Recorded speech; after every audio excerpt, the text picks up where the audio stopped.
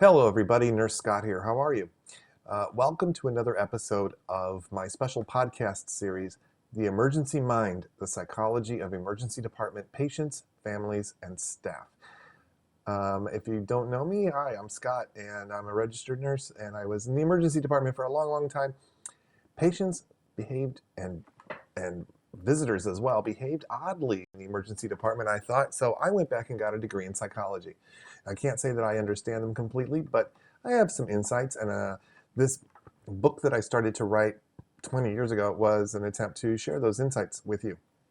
Now, I kind of stopped working on the book, and then I went back and worked on it a little, and so it's a collection of notes. A lot of it is just notes. But I realized recently that it's plenty of information for me to use to talk to you and share with you in this format. A special hello to anyone listening on an audio podcast. Hey, don't forget to check out YouTube when you get a chance, because sometimes in these videos, in these podcasts, I use some graphics over my shoulder that you might want to see. And also I've got other videos you might enjoy, so check out Nurse Scott on YouTube. And those of you watching on YouTube, thank you very much. Please comment down below, click like if you like this video, subscribe to the channel, and you'll be notified when new videos are available so you don't miss anything. That includes these podcast episodes and all the other fun things that I put on here, and hopefully informational things that I put on here as well. Today, we're going to talk about, well, first let me say, working in the emergency department, one of the reasons, we joke that it's the only reason, but one of the best reasons to work in the ER are all the stories you have to tell over the years. Strange things happen. People do weird things. They have odd reactions. Maybe you met a celebrity. There's all these stories to tell. And, for a long time, and I was going to say, for a long time, ER was a very popular show on television that recounted all of these stories and dramatized them. If you've ever watched that, I know it's been a long time now, but it was actually pretty realistic. The only thing was everything happened at the same time there. So interesting things that happened maybe over a month's time, they all happened in one day on that show. And of course, then there's the drama and the romance of the characters. And even now, there have always been hospital shows and emergency shows, reality shows and dramas, because it's where drama happens in life, right? So there are always stories to tell, and this chapter is kind of anchored by a story that I will tell, that I have told now for over 20 years, that really illustrates the concept that we're going to talk about. So let's get to it. This is Chapter 7, I Don't Want to Know, The Power of Denial. I was a new nurse in the emergency department when a pleasant 42-year-old woman came in complaining of breast pain for the past 3 months. I thought this could mean mastitis or maybe some kind of bruising, maybe an abscess. I escorted her to an exam room. I said, I'll need you to put this gown on, please.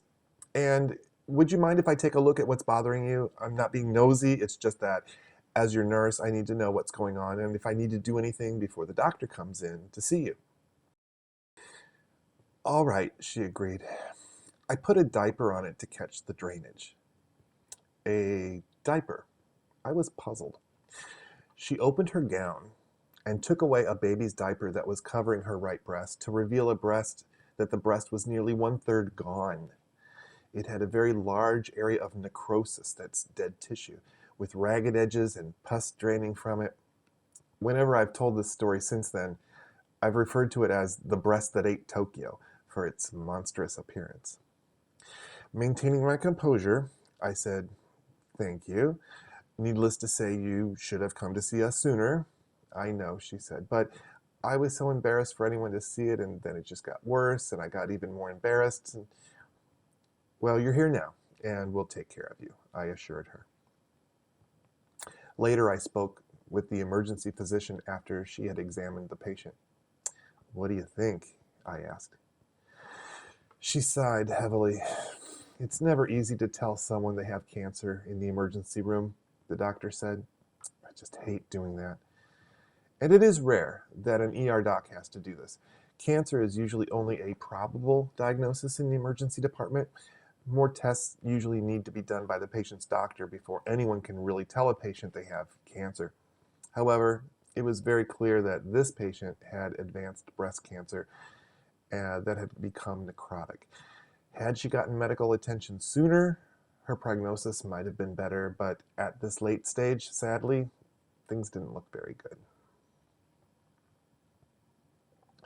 Denial, as discussed earlier, is a coping mechanism in which an individual rejects reality or facts that are emotionally or psychologically challenging. It functions as a temporary defense mechanism when faced with difficult situations like a traumatic event, a challenging diagnosis, or an overwhelming scenario.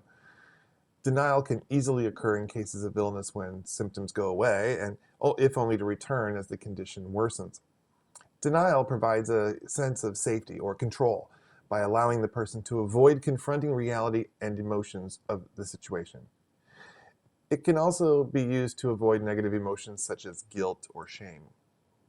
However, while denial can be a successful coping strategy in the short term, it can become problematic when it hinders an individual from seeking help or taking necessary steps to address a serious health problem. Factors in denial. Several factors contribute to individuals delaying or avoiding emergency medical care, including fear and anxiety. Some may be afraid of the perceived seriousness of their condition or the treatment they'll receive or getting a bill for those services. Lack of awareness. Some individuals may not comprehend the symptoms of a severe condition or downplay the significance of seeking emergency care. Transportation difficulties. A lack of access to transportation can prevent people from reaching the hospital. Cultural and social influences. Cultural or religious beliefs about health and wellness or fear of being stigmatized or judged can cause some to avoid seeking medical care. Negative past experiences. Individuals who've had negative experiences in the ED in the past may be less likely to seek care in the future. Research on denial and healthcare. Studies have demonstrated that these factors play a role in individuals' decision to seek emergency care, particularly for patients with specific conditions such as chest pain or stroke symptoms. Additionally, research has highlighted disparities in emergency care access based on race and ethnicity and difficulties faced by the elderly population in terms of transportation, access, and finances. One study published in the Journal of General Internal Medicine found that denial was a common reason for delay in seeking care among patients with symptoms of acute coronary syndrome. Another study published in the Journal of Pain and Symptom Management found that cancer patients who were in denial about their condition were less likely to adhere to treatment recommendations and had worse outcomes. Denial can also impact certain demographics more than others, such as the elderly, who may understand their symptoms but delay medical care due to fears of reduced autonomy or being considered a nuisance. Furthermore, cultural or societal factors like masculinity being tied to a man's ability to work, or that asking for help is a sign of weakness. There may be stigma surrounding mental health, and being viewed as crazy. Limited access to healthcare can also lead a person to ignore serious symptoms. Implications for clinicians. Healthcare clinicians play a crucial role in overcoming denial and promoting timely and appropriate medical care. It's important for providers to be mindful of various reasons why a patient might delay or avoid seeking care, including denial, and to make a conscious effort to understand their perspective. Providing patients with open and supportive communication, education about health conditions, and the potential consequences of delaying care can help to address and overcome any feelings of denial. This can lead to improved patient outcomes, as early intervention and timely treatment can often be the key to a successful recovery. By taking a compassionate and patient-centered approach, healthcare providers can help to empower patients to make informed decisions about their health and well-being. Specifically, clinicians can do the following to combat denial. Encourage open communication. By creating a safe and supportive environment for patients, healthcare providers can encourage open communication about their health concerns and any fears or anxieties they may have. I understand that you're feeling overwhelmed and unsure about seeking medical care. Can you tell me more about your concerns and any questions you have? Provide education. Educating patients about their condition, potential consequences of delayed care, and available treatments can help to reduce fear and anxiety and improve their understanding of the situation. You should know that delaying treatment for this condition could result in more severe symptoms and worse outcomes. I'd like to take just a moment to explain the importance of seeking care promptly. Address concerns and fears. By addressing patients' fears and concerns, healthcare providers can help reduce denial and encourage patients to seek timely medical care. I understand that you're feeling anxious about seeking medical treatment. Can you tell me more about what specifically you're afraid of? Connect patients with support resources. Healthcare providers can connect patients with support resources such as counseling services, support groups, or advocacy organizations to help them cope with the emotional and psychological impact of their condition. A lot of people find it difficult to deal with a medical condition like yours, and having support really helps. Have you considered talking to a counselor or joining a support group? Oftentimes, they can make living with your condition a bit easier. Address cultural or societal barriers. By understanding the cultural or societal barriers that may contribute to denial, healthcare providers can take steps to overcome these barriers and improve access to care for patients. I understand that certain cultures like yours can influence how you see certain health conditions and certain treatments. I won't try to change your beliefs or values. I just want to assure you that our priority is not only your health, but also respecting you and your traditions. By taking these steps, healthcare providers can help a patient overcome or avoid denial and help ensure they get the care they need. So I hope that gives you some insight into something that has really kind of puzzled me. It's like, why haven't you come in sooner for this? You knew that this was a sign of breast cancer. You've been having chest pain for a week. You know chest pain can be possibly be a heart attack. Why did you put it off?